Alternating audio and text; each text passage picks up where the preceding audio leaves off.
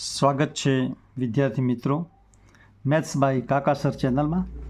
આજે આપણે ધોરણ 5માં સ્વઅધ્યયન પોથી ભાગ 3 પ્રકરણ 12 જો આ ખૂટી જાય તો એ પ્રકરણના ઉત્તરો શીખવાના છીએ, સમજવાના છીએ। તમે તમારી જાતે જ પ્રશ્નના ઉત્તરો લખો। ચકાસણી કરવા માટે, જ્ઞાનમાં વધારો કરવા માટે આપણો વિડીયો જોઈ શકો છો। ચાલો શરૂ કરીએ। અહીંયા કોષ્ટકની માહિતી ઉદાહરણ મુજબ ભરો। અહીંયા બસ છે, રસ્તા પર ચાલે, એમાં ડીઝલ વપરાય ઈંધણ તરીકે। એ રીતે રિક્ષા રોડ પર ચાલે, પેટ્રોલ વપરાય, સીએનજી રિક્ષાઓ પણ હોય છે। અહીંયા કાર આપી છે તો એ રોડ પર ચાલે, પેટ્રોલ, ડીઝલ, સીએનજીથી ચાલતી હોય છે। એ રીતે અહીંયા એરોપ્લેન આકાશમાં ઉડે, એટીએફ, જેટ ફ્યુઅલ અને જેટ એ પ્રકારનું ઈંધણ તેમાં વપરાય છે। તે રીતે truck, motorcycle, steamer, tractor, scooty આ બધા કેવી રીતે ચાલે છે અને તેમાં ઈંધણ શું વપરાય છે એ તમારી જાતે લખવાનું છે। મિત્રો, અહીંયા જે ખાલી જગ્યા રાખી છે એ તમારા વિચારીને લખવા માટે બાકી રાખ્યું છે। પ્રશ્ન નંબર 2, ખનિજ તેલમાંથી મળતા જુદા જુદા ઉત્પાદનોના નામ લખો અને તેનો ઉપયોગ કરો। મિત્રો, અહીંયા કેરોસીનનો શું ઉપયોગ, પેટ્રોલનો શું ઉપયોગ, ડીઝલનો શું ઉપયોગ, એટીએફ, જેટ ફ્યુઅલનો શું ઉપયોગ, તો ઉત્પાદનો જે છે આપણી જાતે અહીંયા વિચારીને લખવાના છે। તેના શું ઉપયોગો છે તે પણ આપણે વિચારીને લખવાના છે। દાખલા તરીકે કેરોસીન છે તો રસોઈ બનાવવા માટે, યંત્રોમાં, મિલિટરી ટેન્કમાં, ખેતીમાં, રોકેટ ઈંધણમાં પણ વપરાય છે।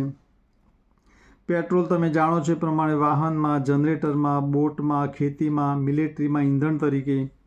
આ રીતે આ બધા જે ઉત્પાદનો છે એનો ઉપયોગ આપણે કરી શકીએ છીએ। ત્યાર પછી પ્રશ્ન નંબર 3, અહીંયા આપ્યું છે ચિત્રો, એના પરથી નામ લખવાનું છે। તો વોટર સોલાર છે, સૂર્ય કુકર છે, સોલર પેનલ છે, સોલાર ગાડી છે, આ સોલાર લેમ્પ છે ત્યાં રોડ ઉપર લગાવેલા। ત્યાર પછી પ્રશ્ન નંબર 4 જોઈએ તો મને ઓળખો। હું પ્રદૂષણ મુક્ત ઈંધણ છું તો સૌર ઉર્જા। રસોઈ ઘરમાં ઈંધણ તરીકે વપરાવું છું એલપીજી, લિક્વિફાઈડ પેટ્રોલિયમ ગેસ, જેનું આખું નામ છે એલપીજીનું આખું નામ છે લિક્વિફાઈડ પેટ્રોલિયમ ગેસ અને ગુજરાતીમાં કહેવાય છે પ્રવાહીકૃત વાયુ। હું બસમાં ઈંધણ તરીકે વપરાવું છું ડીઝલ। મારા ઉપયોગથી સૂર્ય કુકર કામ કરે છે તો સૂર્ય ઉર્જાથી કામ કરે છે। હું ઘરમાં અજવાળું આપતા સાધનોને ચલાવતું ઈંધણ છું વીજળી। પ્રશ્ન 5, કોષ્ટકમાં માહિતી ભરો અને વડીલો તેમના બાળપણમાં વિવિધ કામો માટે કયા સાધનો કે ઈંધણ વાપરતા હતા। તો તમારા પપ્પા કે દાદા જે ઉંમરલાયક છે એમના જમાનામાં પ્રકાશ મેળવવા માટે શું કરતા હતા? તો માટીના કોડિયામાં દીવો કરતા, મસાલ કરતા, ફાનસ લગાવતા। મુસાફરી માટે શું કરતા? તો કે બળદગાડું, ઘોડા આનો ઉપયોગ કરતા। રસોઈ બનાવવા માટે લાકડું, છાણા, કોલસો આવી વસ્તુઓનો ઉપયોગ કરતા હતા। ત્યાર પછી પ્રશ્ન નંબર 6, તમારા ઘરેથી વપરાશની માહિતી મેળવો। કોષ્ટકમાં 1 માસની વિગત ભરો। ઘટાડો કે બચત કરવા શું કરી શકાય એ તમારે અહીંયા જવાબ આપવાનો છે। તો મિત્રો, તમારા ઘેર કયું ઈંધણ વપરાય છે? તો એલપીજી વાપરો છો, વીજળી વાપરો છો, કેરોસીન, પેટ્રોલ, ડીઝલ, સીએનજી જે વાપરતા હોય એની સામે ખરું કરવાનું છે। 1 મહિનામાં વપરાશ એટલે એલપીજી ગેસ કેટલો વપરાય છે, વીજળી કેટલા યુનિટ વપરાય છે, પેટ્રોલ કેટલું વપરાય છે, સીએનજી કેટલું વપરાય છે, ડીઝલ જો ટ્રક હોય તો ડીઝલ કેટલું વપરાય છે, એ બધી વિગત તમારી પોતાની 1 માસમાં કેટલી છે એ લખવાની છે।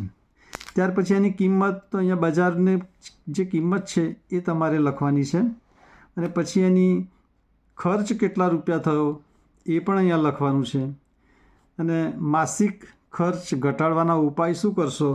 તો તમારે એલપીજી, વીજળી, પેટ્રોલ, સીએનજી, ડીઝલ આ બધું બચાવવા માટે તમે અહીંયા કયા ઉપાય કરશો? તમે જે ઉપાય વિચાર્યા હોય અથવા તમારા વિચારમાં આવતા હોય તે તમે લખી શકો છો। મિત્રો, પ્રશ્ન નંબર 7 જોઈએ। તમારા ઘરમાં કે આસપાસ જોયેલા સૌર ઉર્જાથી ચાલતા સાધનોના નામ લખો।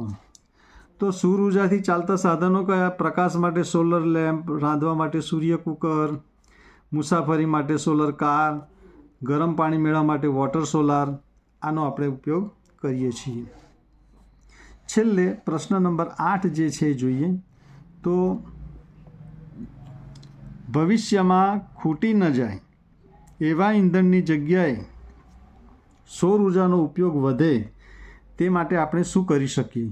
તો અહીંયા મેં 8-9 મુદ્દા લખ્યા છે મિત્રો, કે સૌર ઉર્જાના મહત્ત્વની જાગૃતિ મારે પ્રચાર કરવો, ઘરની છત ઉપર સોલર પેનલ લગાવી, સોલાર વોટર હીટરનો ઉપયોગ કરવો, ખેતીમાં સોલાર પંપનો ઉપયોગ કરી શકાય. આપણે આ બધું કરી શકીએ.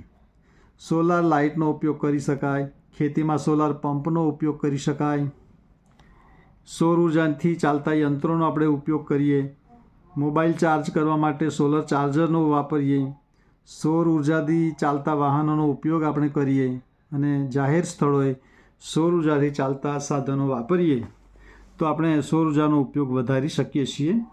મિત્રો, વિડીયો ગમ્યો હોય તો લાઈક કરો, શેર કરો, સબસ્ક્રાઈબ કરો. Thank you very much.